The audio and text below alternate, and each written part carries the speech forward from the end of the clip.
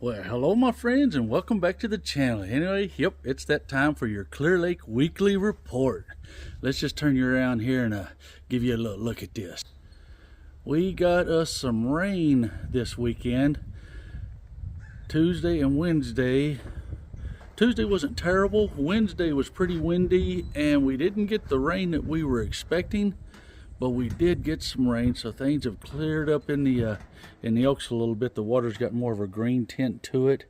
It was just brownish looking. I mean, a lot of the lake that I was fishing just looked like a sewer pipe had busted. It was just not very pleasant looking, but the rain has definitely cleaned things up a little bit. So I guess since I'm on that subject, I'll just start with water clarity. I fished Friday, Saturday, Sunday, and Monday, and the best I found was about, I'm going to say 2.5 foot, but it was very spotty because you'd go another quarter mile and it would be 6 inches and just brown. So here's you can see here the water level has definitely come up.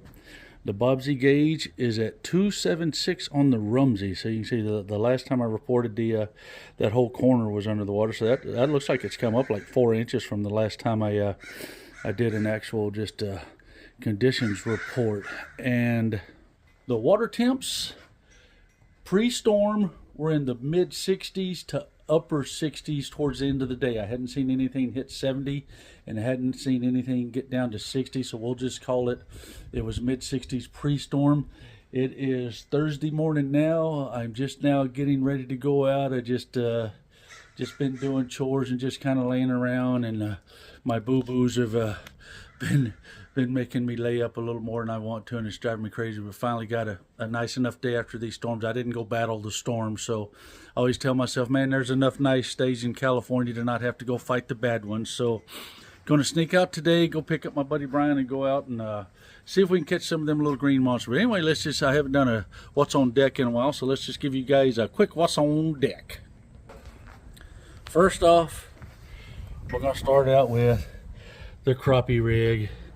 Yes, the crappie fishing is ridiculous right now. It is so much fun. I'm going through and I literally find docks that are just wadded up wall to wall, and I'm trying different colors and all that. And if you want to know where the crappie are, I'll just tell you, everywhere. You're not going to have trouble finding crappie. So if crappie's your thing, get on up here, man. Give my buddy Ed Legan a call if you're looking for a great crappie guide. I guarantee you Mr. Ed Legan will hook you up on some good crappie fishing. And next but not least, the old Ned rig's still getting the job done. I got a green pumpkin on there, but black, purple, green, blue swirl. Those have been some colors, but they're wanting the little smaller ones. I've tried the shaky head. The shaky head's not getting bid half as good as that Ned rig.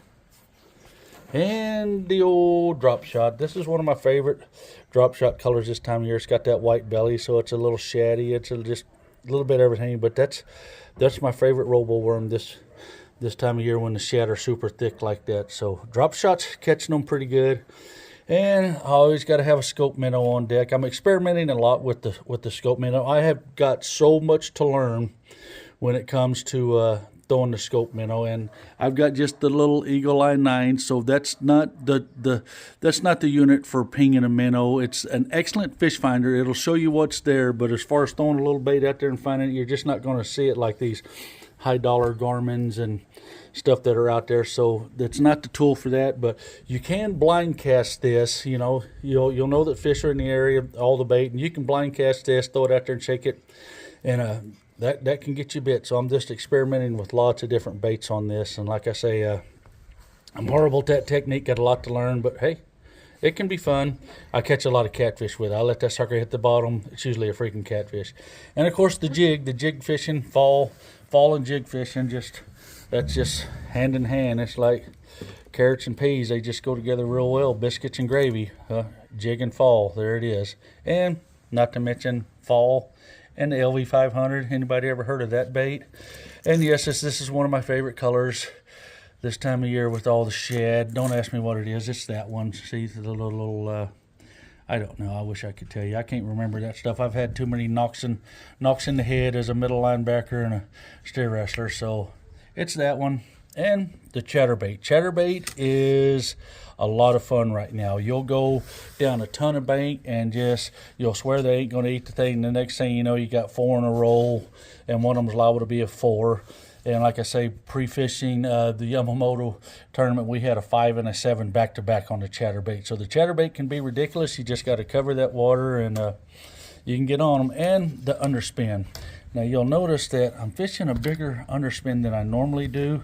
And the reason for that is I'm just wanting to get that bait down on the bottom and really just bounce that sucker through them rocks on the bottom. And this CMF underspin really comes through the rocks pretty good for me. I hope I didn't just jinx myself, but I've been getting pretty lucky getting that bad boy through there. And of course, you guys been hearing me sing all the praises of this little Ima Pen Jack, and for good reason. I mean, even John Pearl posted a video about it. This little Ima Pen Jack, I've been fishing Ima for a lot of years. I love Ima baits, but this little Pen Jack right here, and this is the color I've been enjoying. But you guys go on their website and you'll be blown away by the excellent colors that they have. But this little mid diver, you know, it's great from 6 to 10 foot of water is my favorite level to fish it in. But just go find you a do nothing bank. I mean, out in front of the Tules Island Top, just get up there shallow and burn some bank, and even around the docks, throw this sucker through the docks. It doesn't have to be bouncing off of the bottom to get bit. You can throw this sucker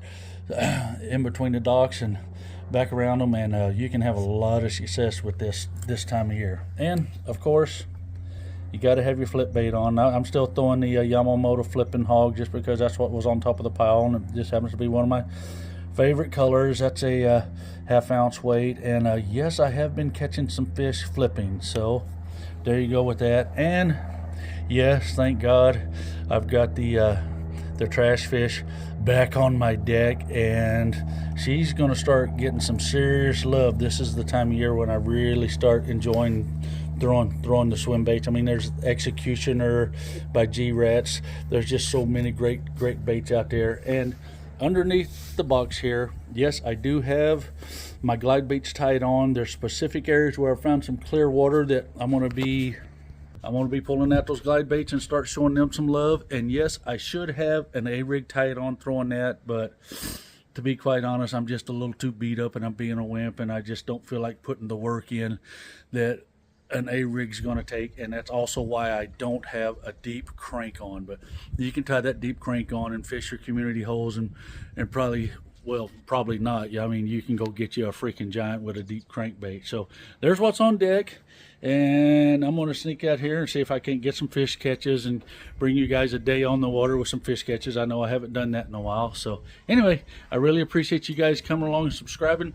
I am 120 subscribers from 4,000. I would really love to hit that 4,000. If you could do me a favor and double check that you still are subscribed, because I know you guys have heard me say this before. Sometimes YouTube just decides you don't need to be subscribed to one of your channels that you like. So if you could do me that favor and check that you're subscribed, I would appreciate it. And as always, remember, when you get up here, treat people the way you want to be treated. Always respect that resource, and peace out, baby.